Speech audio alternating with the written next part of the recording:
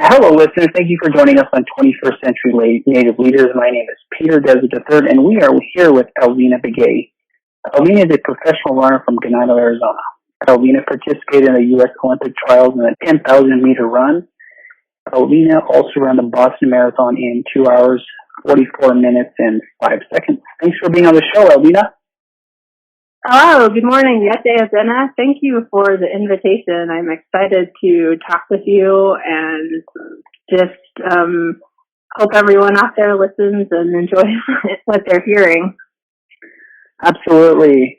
So, and thank you for saying yes to being on the show. I know I've been trying to connect with you for a couple of months, and I know people always talk about you. My wife and I are both runners, and we followed you whenever you were on your, training and trying to qualify for the U.S. Olympics. So tell us about yourself, your clans, and where you come from.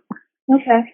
Yes, Alvina Begay and Chia, Hatni Stahni Ninchla, Chanchikin, Abashichin, Tobahan Dashiche, Honawahi Edishinala, Equit Athena Stan Ninchla. Good morning, everybody.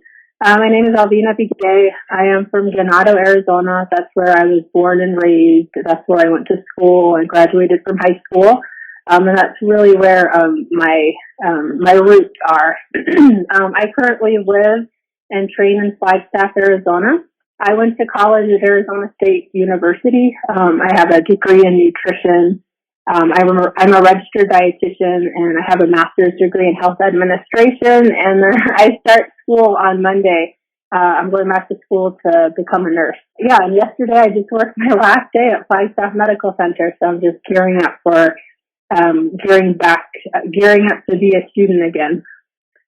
Wow, you're quite accomplished. That's a lot of degrees. Wow, that's amazing. Yeah, I'm a busy woman. Just seems like I'm on the go. Good, that's awesome. So, what are the highlights of your career so far? Oh gosh, it's hard to pinpoint. I mean, of course there's the running accomplishments, but I feel like for me the highlights have been coming to moments or when dreams become reality. I mean, it's hard to say exactly and specifically and in detail what I mean, but when I was a little girl in Ganado, I had really big dreams. Like I had dreams of running in the Olympic trials, running for a Division I school, running for Nike and training in Portland, Oregon. So just, anytime any of those dreams came true, it was just surreal at the moment and just very exciting. So those are the things that come to mind as far as highlights. I think as I get older, I definitely appreciate what I was able to do when I was younger. Mm-hmm. So, I think one big highlight would be qualifying for the 10,000 meters in 2012.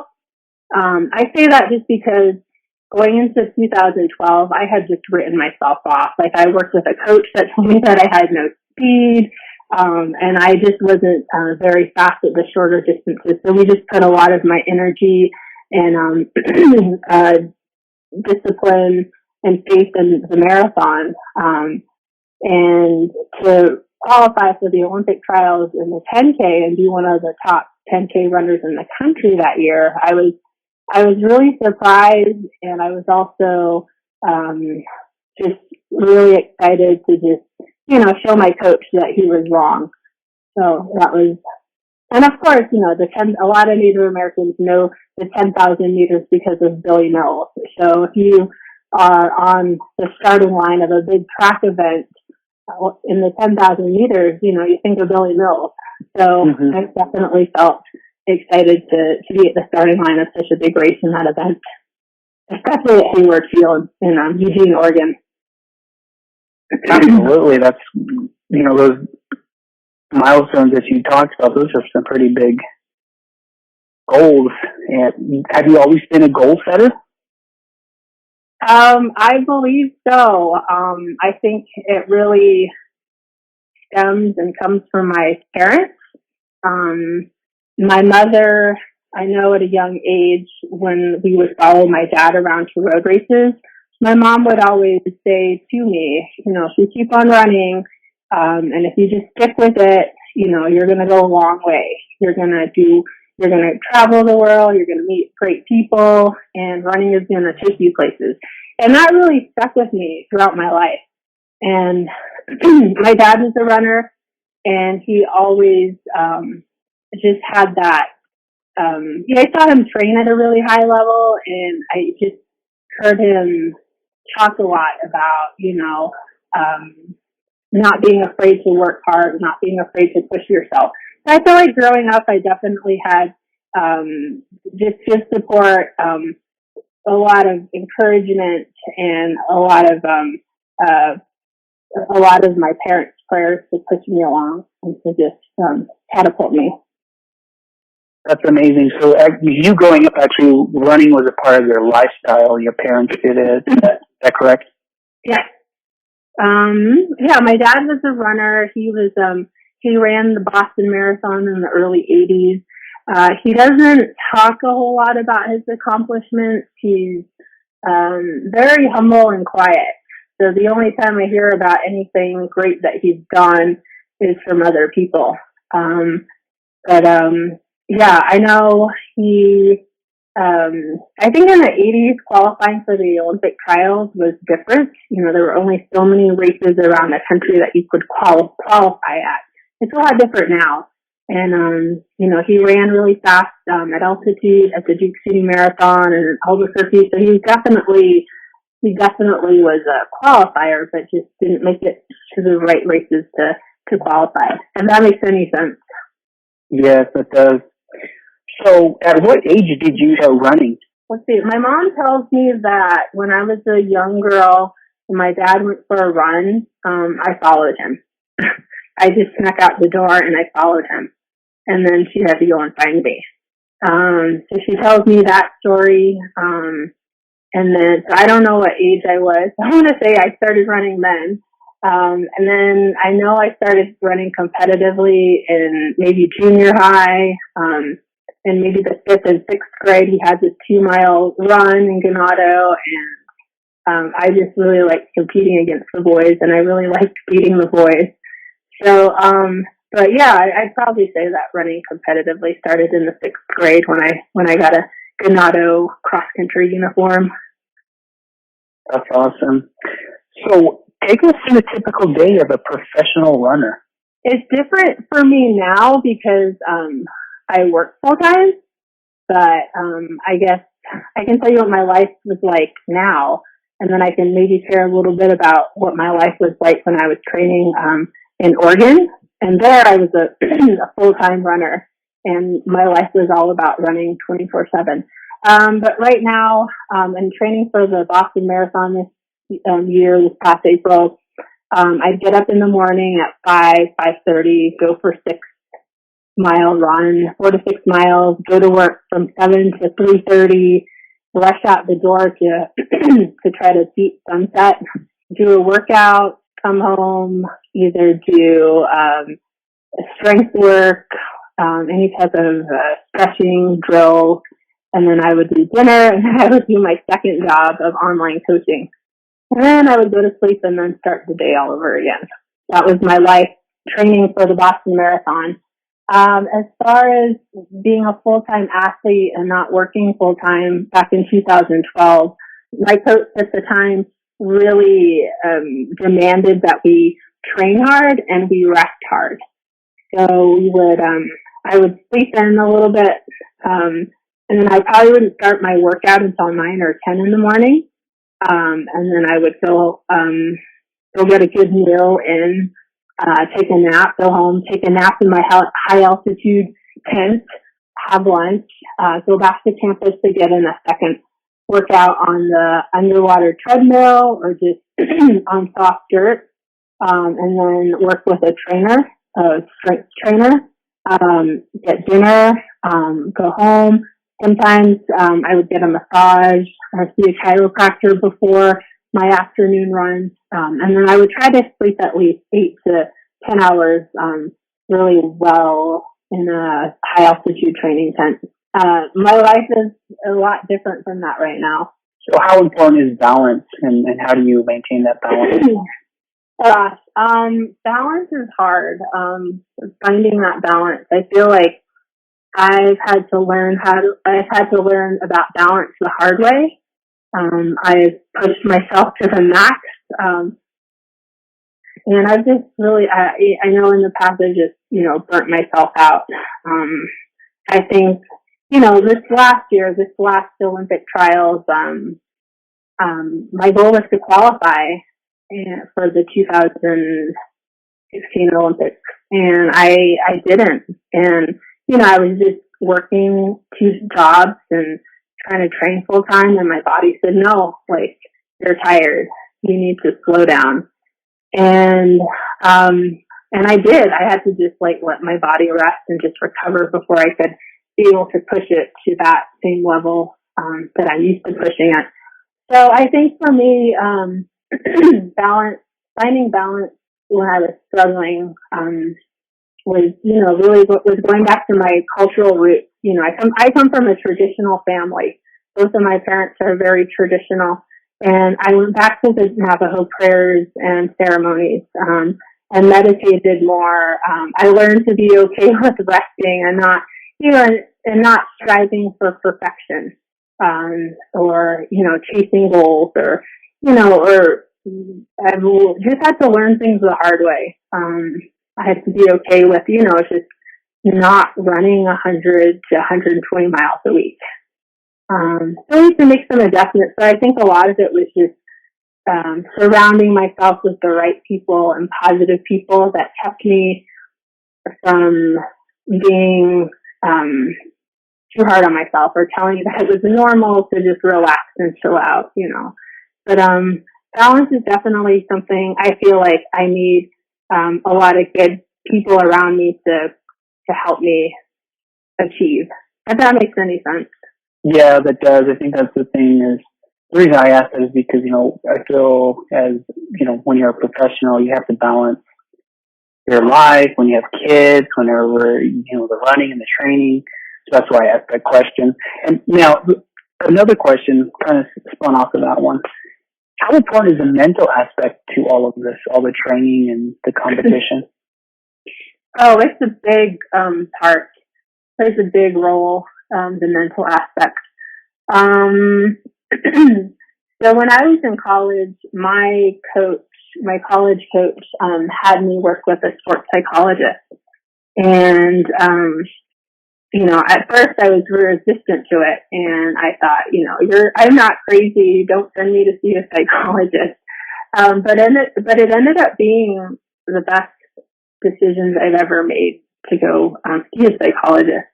And in college, I put a lot of pressure on myself. I had these high goals, these big dreams, and I didn't really know. I didn't have the skills to handle that type of pressure I was putting on myself. So the seeing the psychologist, really taught me how to rein in some negative thoughts, doubts. She taught me different breathing techniques, different ways of thinking positive, redirecting thoughts when, I find my mind starting to drift off to negativity. So that definitely plays a big part, and it helped me applying those skills and techniques that Allison Arnold gave me and taught me. I was able to get through college with fewer injuries. It helped a lot. And after college, I continued to work with a sports psychologist.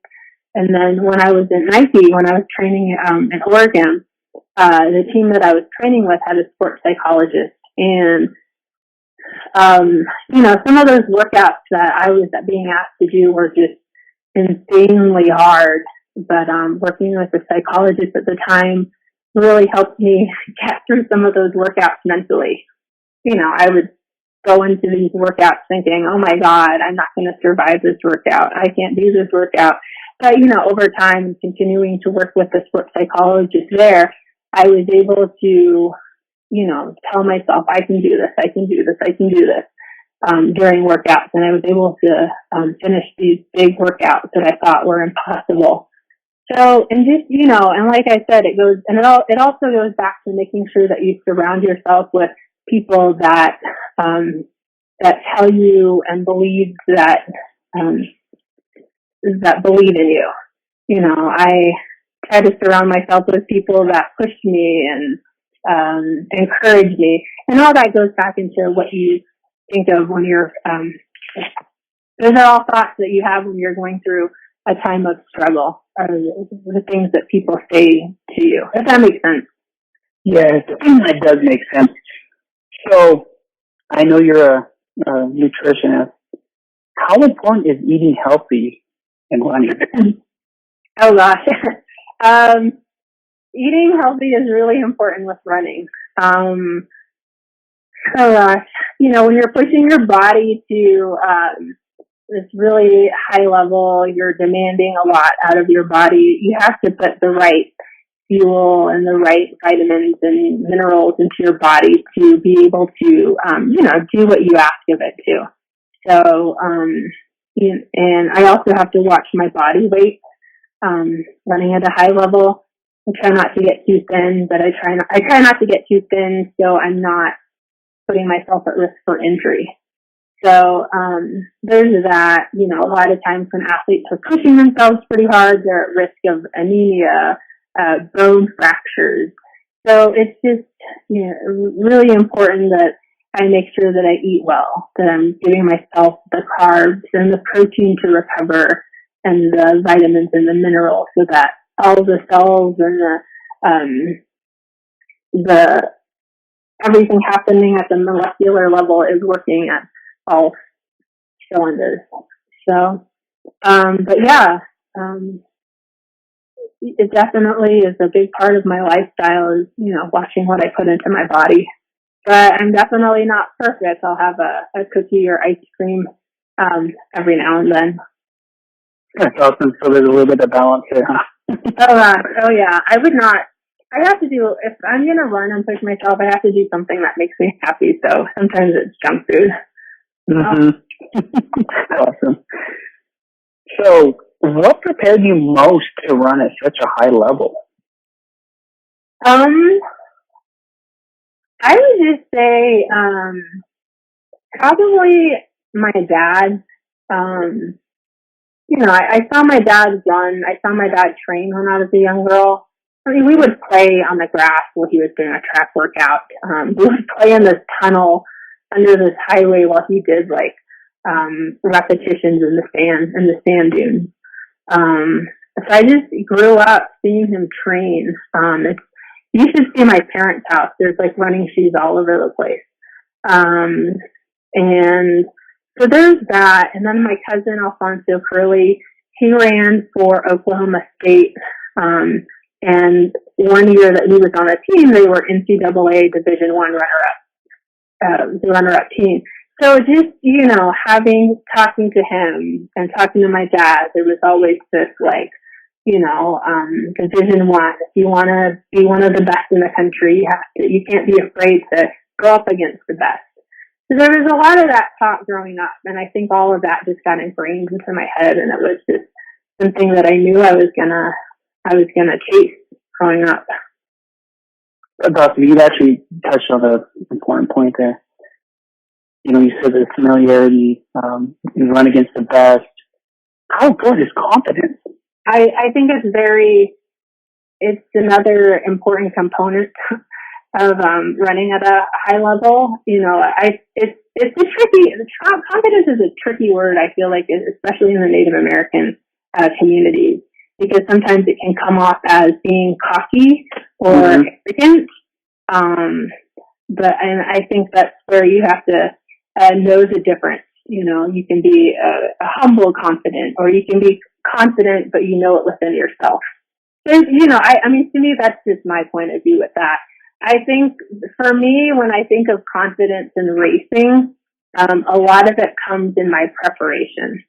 If I feel like I've put in the work and I show up at a starting line and I know that I've done everything that I could possibly do to be as prepared to run a good race. To me, that's confidence. And just being confident in saying, okay, I'm tired today. I'm going to back off and let my body rest so I don't get injured. There's different levels of confidence, I feel like, with me in running.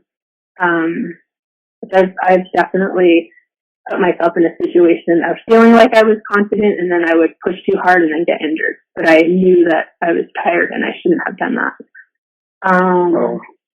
So, yeah, and I feel like, usually I have a scratchy throat, so I keep clearing my throat. You're good. So, I don't know. It's a tricky question. I feel like you do have to have some confidence in yourself to know what you're going to go after. Otherwise, and I've seen some people find it through running. I've seen some really quiet and shy people be quiet, but then once they start a race, they're just animals, and you see this different side of their confidence come out, and they just destroy everybody. So, runners are a different group of athletes. Right. Mm-hmm. That's awesome. So how does it feel being seen as a Native role model? Oh gosh. It's definitely an honor. I feel like over the years I've learned to embrace it and take the role seriously. In my early 20s, when I was just all about running, my attitude was, leave me alone. I just want to focus on running. I'm not anybody's role model. But, as I've grown, as I've gotten older, and I see the need for role models, especially female role models, it's allowed me to take the role more seriously. And I do my best. And I'm definitely by no means perfect. I do make mistakes, and I try to acknowledge them, do my best every day to be somebody that people can look up to. So, and I hope I can continue that. I try to be very careful with every decision I make, because I know that's something that being a role model is an honor that it's a role that I need to take seriously. Right. And the reason I ask that is because I have 3 daughters, and whenever you were training and competing for the Olympic trials, we would watch you, we would watch and say, oh, Marley, that's, our youngest friend is Marley. That lady, her name is Alvina, she's Navajo, she comes from where we're from, and, just communicating that to her, and she'd pay attention for 5 minutes, and then she'd run off and play. But I think that's the thing, like, whenever I was growing up, and I'm sure the same for you, but when we were growing up, I don't remember seeing natives on TV running. I mean, I remember Billy Mills, but that was way before I was born. But, I look at you, I look at Jackson Thomas, I look at some of these, like Brunson Kane, these natives that are excelling in sports today, and it's just amazing that we can say, oh, look at that native on TV. And that's why I asked that question, is because it's such a powerful, motivating tool for our youth. I mean, for example, I see that you're speaking at various different locations across the reservation for health events and promoting healthy living. And I think that's what we need. And that's why I asked that question, because the message and the platform you have is powerful. So I think you're doing an amazing job handling it. Oh, thank you so much. I mean, I feel like just the family support that I have has really allowed me to do that. I have as old as I am, I'm 36 years old. My mom still is not afraid to lecture me or to tell me how she feels about a decision or a word that I said. So, when she says that to me, it makes me aware that people are listening to me and are watching me. So I have to be careful with what I say and what I do. But then I definitely know that I have a platform, and and I try to use it for positive. You know, I try to use my power, whatever superpower I have for good. And, you know, I just want to show people that, you know, this little girl, if this little girl from Ganado can do it, so can they. So. Well, that's so powerful. In fact, you just touched on my next question. How important is your culture? Oh gosh, my culture is very, very important to me. I wouldn't be where I am. I wouldn't be doing what I'm doing today if it wasn't for my culture. Like I said, I grew up in a traditional home. Both of my parents are very traditional. And I was brought up just through various ceremonies. I had a canasta. And I know that, you know, a big part of my success has been going back to my cultural roots. You know, every time I've struggled, every time I've had setbacks, I've always gone back to the prayers and the ceremonies. And I feel like they've given me strength and just, you know, the power to endure just the hardships. You know, I mean, everything looks so, you know, it's easy to say now that, I guess maybe in some ways it's easy to see all these accomplishments, but if somebody saw like what was really happening behind the scenes, it's not pretty. You know, my family has really been there with me. They've seen me cry. They've seen me just be frustrated and upset and angry. And, you know, it was always, you know, I'd call Dad and my dad would burn cedar for me. Or, you know, my mom would always say, are you praying? You know, you need to use your cutadine. You need to pray and believe in your prayers. And then if I would start getting negative, my parents, you know, would say, you don't believe in your protection ceremony? Like, what are we doing if you don't believe in your protection ceremony? You know, you need to have faith that good things are going to happen. You just have to pray every day. You just have to do what you can every single day until you accomplish what you want. So, yeah, I mean, I really have relied heavily on my culture, and it's a big part of my life. That's awesome. I was raised traditionally too. And so with that in mind, my next question, what does it mean to be a modern Indian? Oh gosh. I guess for me, it would just, you know, be balancing both worlds the best way that you can. And it's hard, you know, I feel like you can't be successful without the other, at least for me. Mm-hmm. So I feel like anybody could participate in the culture and try to learn as much as they can, you know, that helps. That'll help you in the long run as well. And just, you know, also learning and acquiring the skills to live in the modern Telugu world. So I know that's, you know, this thought comes up. And, you know, today we have a lot of we have big issues with suicide, depression, obesity. And sometimes I wonder, like, you know, why aren't we using our traditional prayers more in these situations?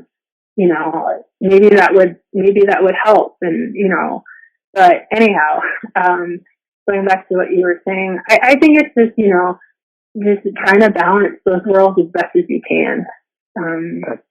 You're not going to be perfect, but you just have to just do what you can. That's true. I like that you stated that.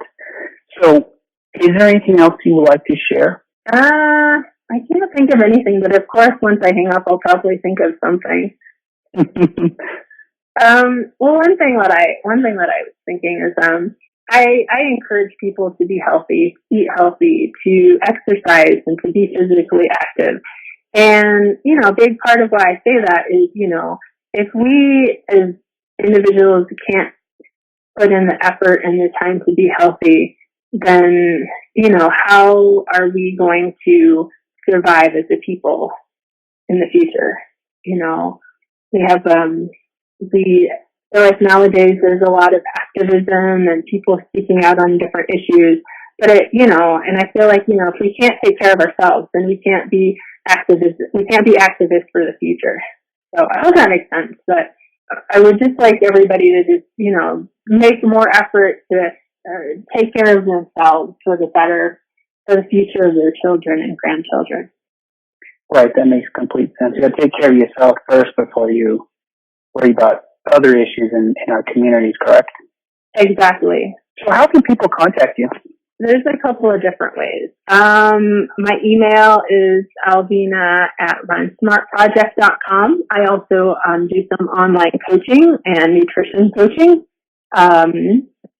So that's one way to get a hold of me. I have a website, and it's just alvinabegay@hotmail.com, and there is a contact link there. And are you on social media? I am.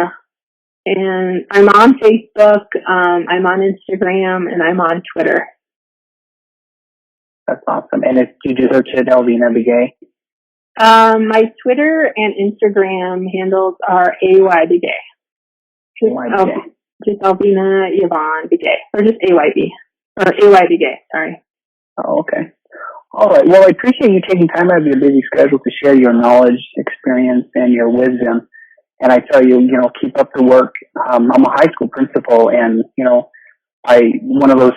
You see people out there that are role models, and I try to put out there this message to try to break stereotypes about Native people.